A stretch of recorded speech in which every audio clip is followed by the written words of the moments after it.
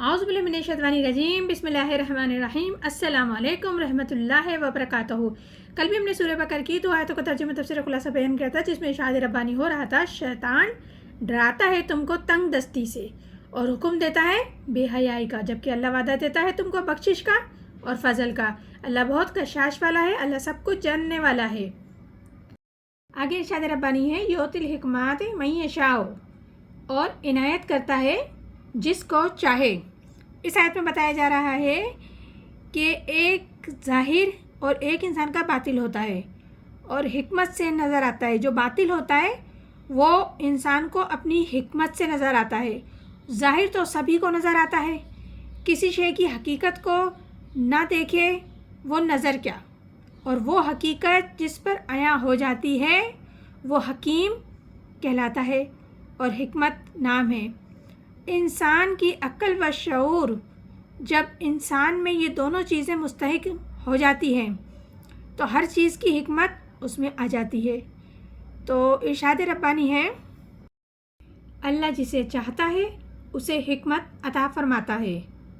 وَمَن یُؤْتِ الْحِکْمَةَ فَقَدْ أُوتِیَ خَیْرًا کثیرًا، جس کو سمجھ دی گئی اس کو بڑی خوبی دی گئی۔ تو اس آیت میں بھی پروردگار عالم بتا رہے ہیں جس انسان کو اللہ تعالیٰ نے کی طرف سے حکمت جیسی نعمت عطا ہو گئی اسے تو خیر کثیرہ عطا ہو گئی، یعنی کہ کیونکہ اس سے بڑھ کر کوئی اور خیر ہو ہی نہیں سکتی کہ پروردگار عالم اس کی آنکھوں کے سامنے حقیقتیں عیاں کرنے لگ جائے اور حقیقتوں کو وہ جاننے لگ جائے، حقیقتوں کو وہ سمجھنے لگ جائے۔ آگے ارشاد ربانی ہے وَمَن یذکر الا اولو الالباب، اور نصیحت وہی قبول کرتے ہیں جو عقل والے ہیں۔ اس آیت میں پروردگار فرما رہے ہیں کہ نہیں نصیحت حاصل کر سکتے وہ لوگ جو ہوش میں نہیں ہیں، نصیحت تو وہی لوگ حاصل کر سکتے ہیں جو ہوش مند ہیں، اور نعمت قبول کرنے والے بھی وہی ہیں جو عقل والے ہیں۔ لیکن جو دنیا میں مست گم ہو کر رہتے ہیں دنیاوی آسائشوں کے ساتھ، تو یقیناً وہ لوگ عقل والے نہیں ہیں۔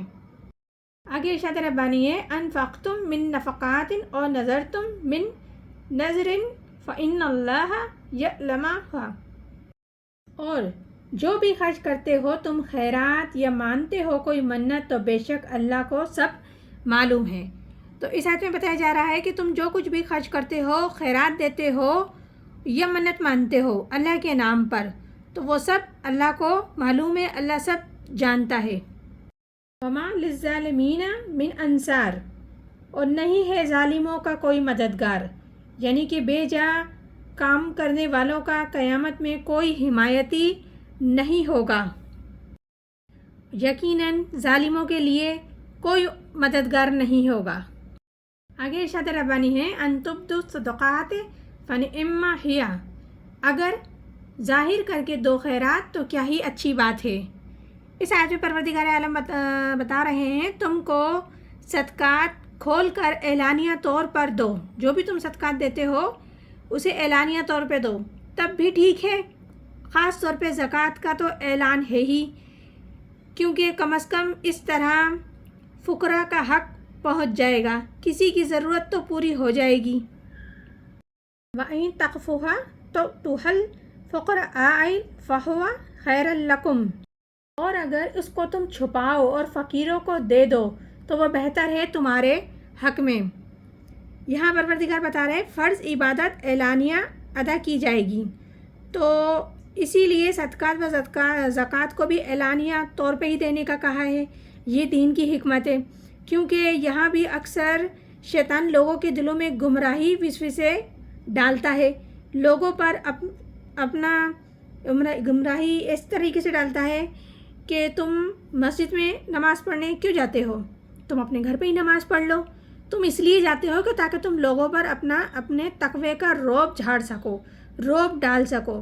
اس قسم کی باتیں شیطان دلوں میں ڈال کے وسوسے ڈالتا ہے، گمراہ کرتا ہے، تو اس لیے تم گھر میں ہی نماز پڑھو، وہ اس پر آمادہ کرتا ہے اس کو۔ لیکن جو چیز واجب ہے وہ علل اعلان کرو۔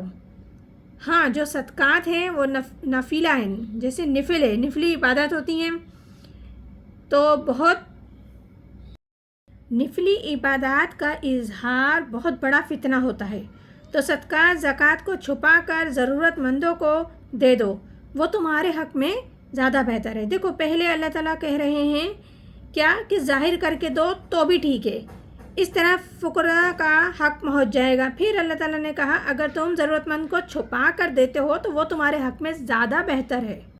آگے ارشاد ربانی ہے وَيُكْفِرُ عَنْكُم مِّن سَيِّئَاتِكُمْ وَاللَّهُ بِمَا تَعْمَلُونَ خبیر، اور دور کر دے گا اللہ تعالیٰ کچھ گناہ تمہارے، اور اللہ تمہارے سب کاموں سے خوب خبردار ہے۔ اس آیت میں پروردگار عالم بتا رہے ہیں اس عمل سے اللہ تعالیٰ تمہاری تمام برائیوں کو، گناہوں کو، اور برے جو اعمال تم سے ہوئے ان کو دور کر دے گا تم سے، اور جو کچھ بھی تم کر رہے ہو اللہ خوب جانتا ہے اور باخبر ہے۔ یہ سورہ بقرہ ہے جس کا بھی ہم نے 3 آیتوں کا ترجمہ تفسیر خلاصہ بیان کیا ہے۔ انشاءاللہ تعالیٰ مزید بھی آگے کرتے رہیں گے۔ پروردگار عالم ہم سب کو قرآن پاک صحیح طریقے سے پڑھنے، سمجھنے اور عمل کرنے کی توفیق عطا فرمائے۔ آمین ثم آمین۔ جزاک اللہ۔